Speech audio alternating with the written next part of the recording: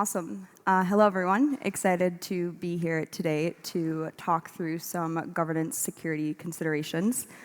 This is very much so framed through the lens of L2 governance and very much so focused more on protocol governance, protocol security. But hopefully there's some good applicable considerations for everyone. My name is Shelby. I am the Governance Experience Lead at the ZKsync Association. The ZKsync Association is an independent entity within the ZKsync ecosystem that kind of acts as like a steward for the ZKsync governance system, which among other things governs the ZKsync protocol. Before we dive into this fun little checklist I have brought with me today, I think it's important to take a moment to remind ourselves the role of governance and specifically the important roles it plays in protocol security.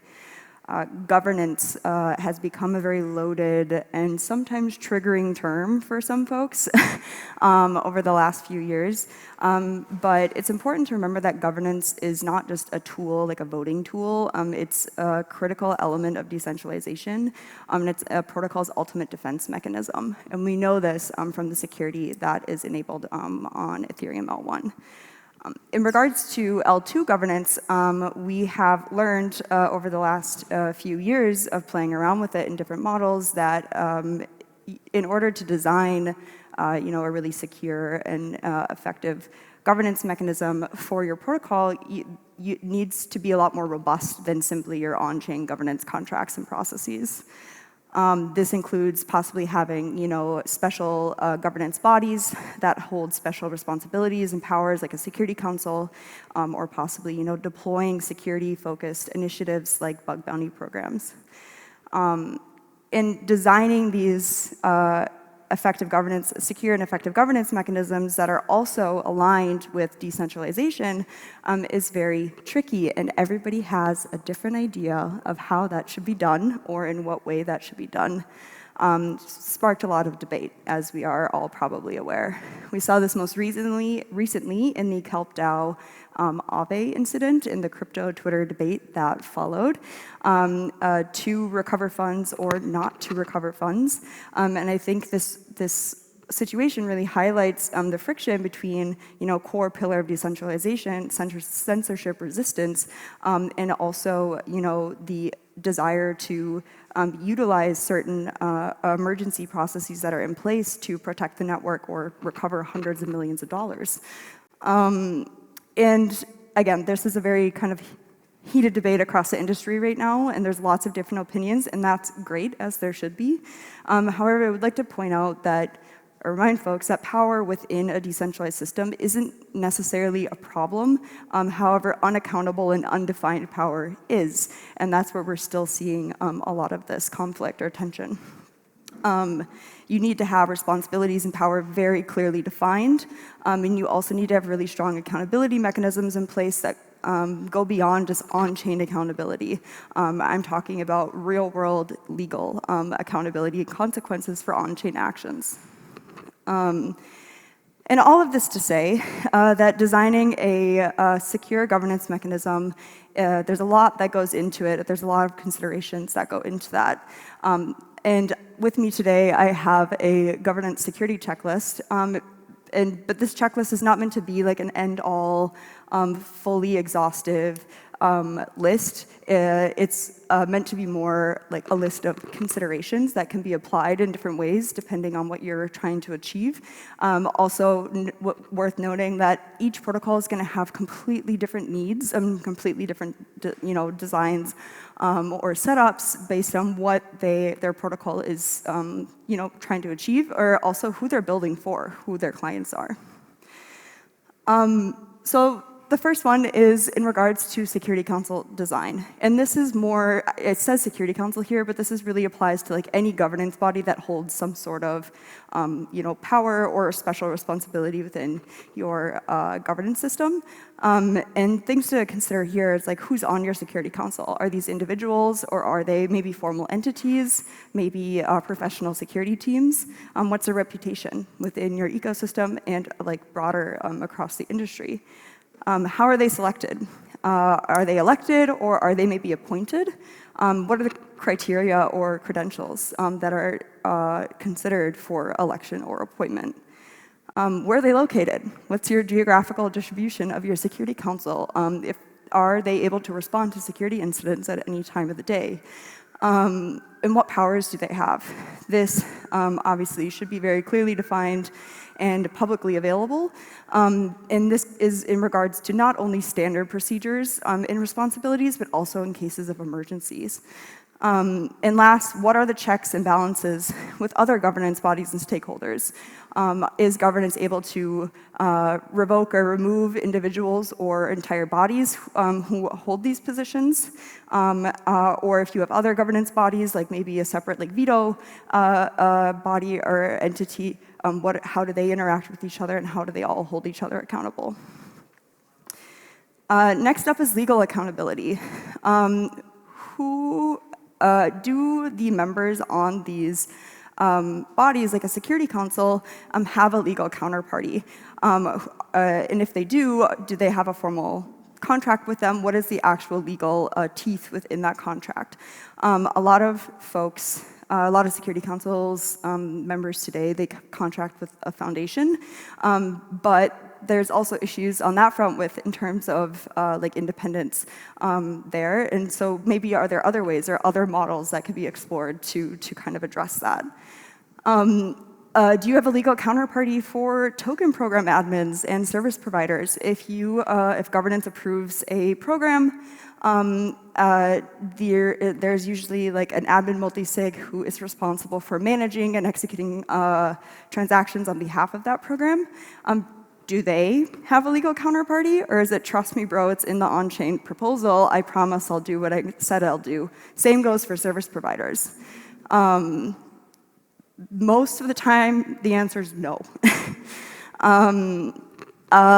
Layered protocol security approach. So in regards to protocol governance specifically, what are the steps? What is the process that a proposal has to go through in order for a protocol upgrade to be executed on chain?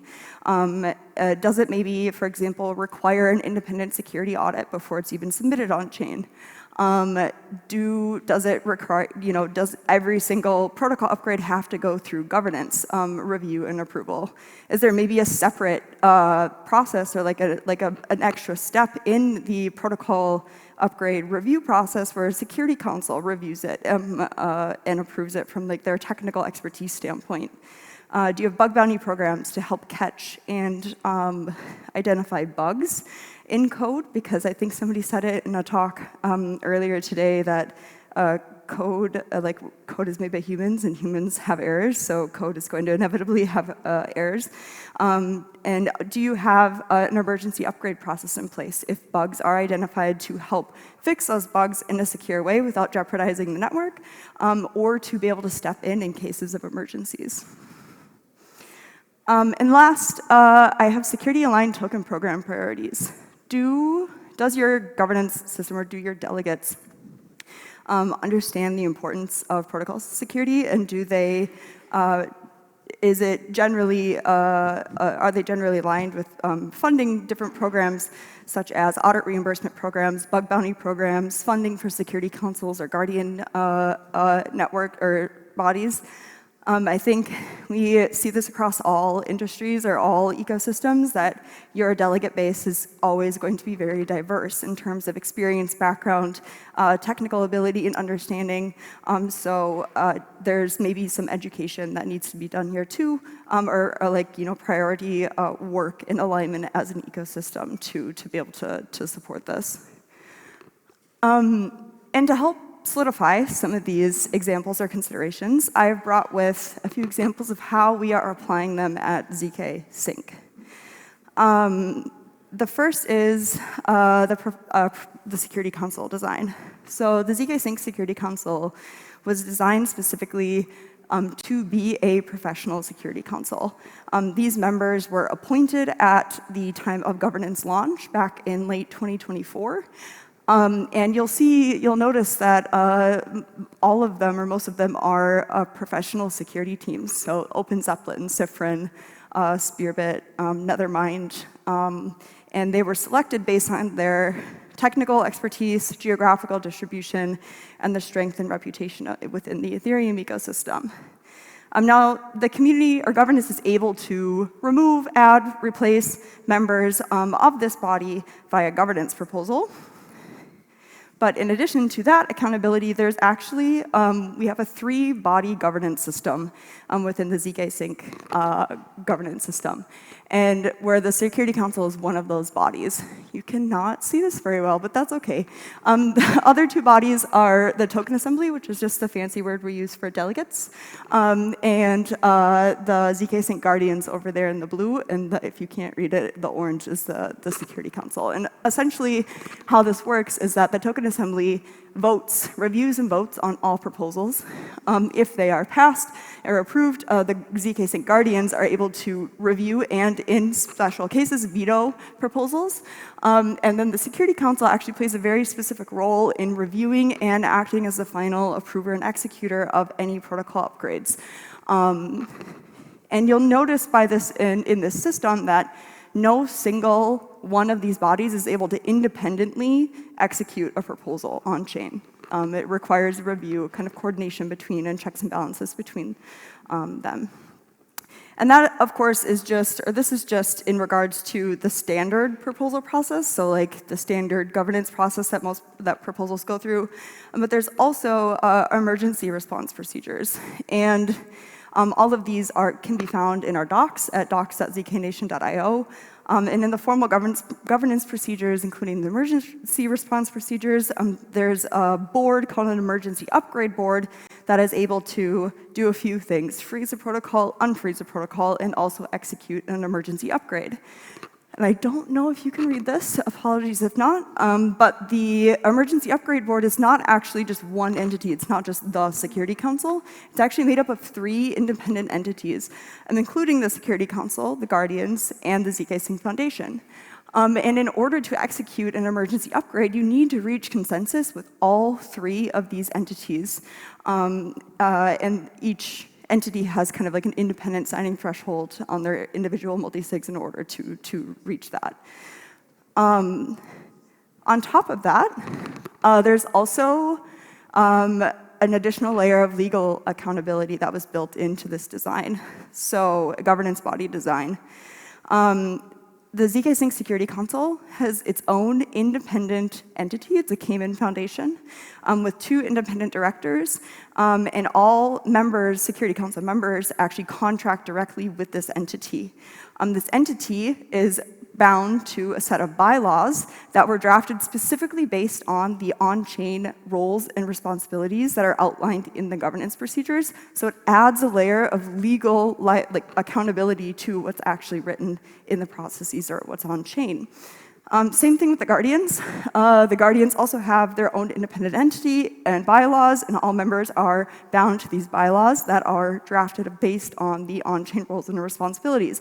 If governance votes to change those roles and responsibilities, bylaws will also be impacted there too. And this starts to help solve this independence point that I mentioned earlier, where if you have Security Council members contracting with foundations, that kind of that builds a connection between these members and foundations, where in this case, they're completely independent of each other. And another entity that exists is called ZKGPS. It's ZKsync Governance Program Systems. ZKGPS is a little easier. And they are also their own independent Cayman entity, and also have their own bylaws that bind them to act in service of the token assembly. And they are actually a contracting counterparty for all token program admins and service providers. So that admin multisig that's running a program and executing transactions, they are legally bound to act and perform in or deliver the services that they agreed upon that's written on chain, but it's in a legal contract. They also perform KYB, KYC for these for any recipients who are getting paid for these programs, just to make sure your service providers aren't Kim Jong-un fanboys. So, and this can all be found, like I said, on our docs. Not only the outline procedures, but all of the bylaws are linked for each of these entities on our docs as well. ZKsync, the Security Council Guardians, and for ZKGBS can all be found if anybody wants to go take a look at those. Next is the layered protocol security approach. So at ZKsync, a protocol upgrade goes through a series of steps before it is executed on chain. One of them being independent security audit before being submitted on chain. Although this isn't a formal requirement anywhere, it is very, very, very unlikely delegates would vote to approve it, and the Security Council definitely wouldn't if it doesn't have an independent audit. Token assembly review and approval. Token assembly, again, is the term we use for our delegates, so your standard kind of governance delegate review and approval process. Next is a guardian legal review period where they are able to review and veto a protocol upgrade if it fits the parameters and under which they're reviewing it. And then the Security Council is the final step of the review and approval process for a protocol upgrade before it's executed on layer 1. And they, of course, apply a technical review of what's included in the upgrade. After a protocol upgrade is executed, there are a few additional measures in place, including an Immunify bug bounty program, as well as the emergency upgrade procedures that I described a bit earlier. And here you start to see this kind of tiered approach to protocol governance security beyond just governance contracts and Security Council. And last, just a few examples of security-aligned token programs that have been deployed over the last year and a half in the ZKsync ecosystem. You can't really see it. But this includes 2 audit reimbursement programs. It includes funding for the Security Council and for the Guardians, and includes also funding for the Immunify bug bounty program that I mentioned earlier. And just to close it out, I wanted to also take some time to talk a little bit about why this matters.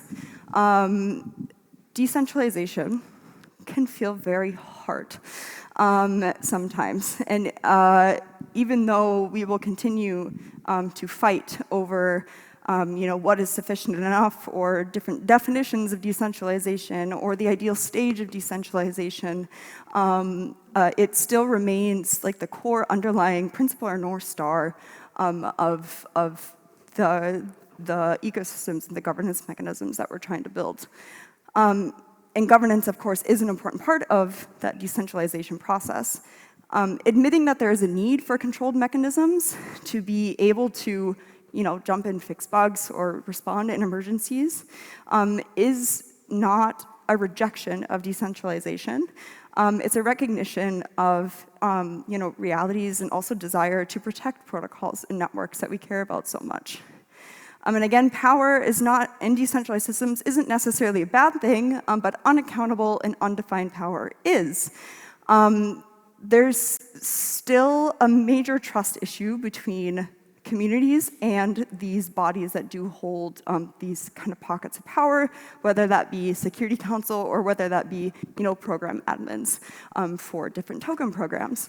And the on-chain accountability doesn't quite go far enough. The threat of being removed from a Security Council isn't necessarily, it's obviously not a strong enough accountability mechanism to allow people to really feel that these people are acting in service of the community. But by introducing additional accountability mechanisms beyond just these on-chain ones, like real-world legal accountability or consequences for actions on-chain or actions that go against whatever is in a formal legal contract, may help relieve or reduce some of that tension. And last, but certainly not least, especially today, is institutional adoption. Over the last 6 to 12 months, we have entered a completely new era of blockchain adoption.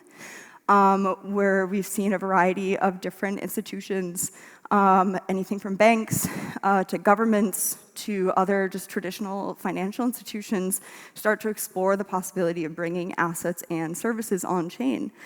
And these institutions come with an extremely high standard and expectations for security and reliability.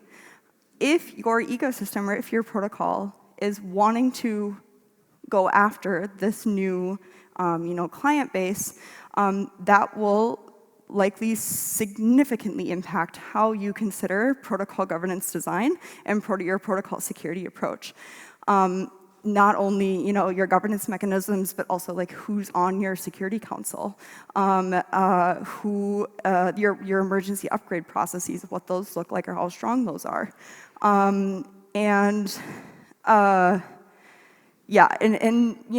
This also, if you want to actually go after stage 2 decentralization, if that makes sense anymore, if you are trying to appeal to these sort of new clients. And again, there's no right or wrong way. I don't think there's a right or wrong way that we can say we can do this. And also, all of these considerations are, as I mentioned earlier, completely in the context of what you are trying to build or who you are building for, or what values you have or trying to achieve within your communities. But I hope that the framework that I provided today was somewhat helpful to give a little bit new perspective or some new ideas as to how you can think about designing your governance security mechanisms. If you want to learn more about the ZKsync governance system, you can go to docs.zknation.io or scan this QR code that you probably can't see. And that's all.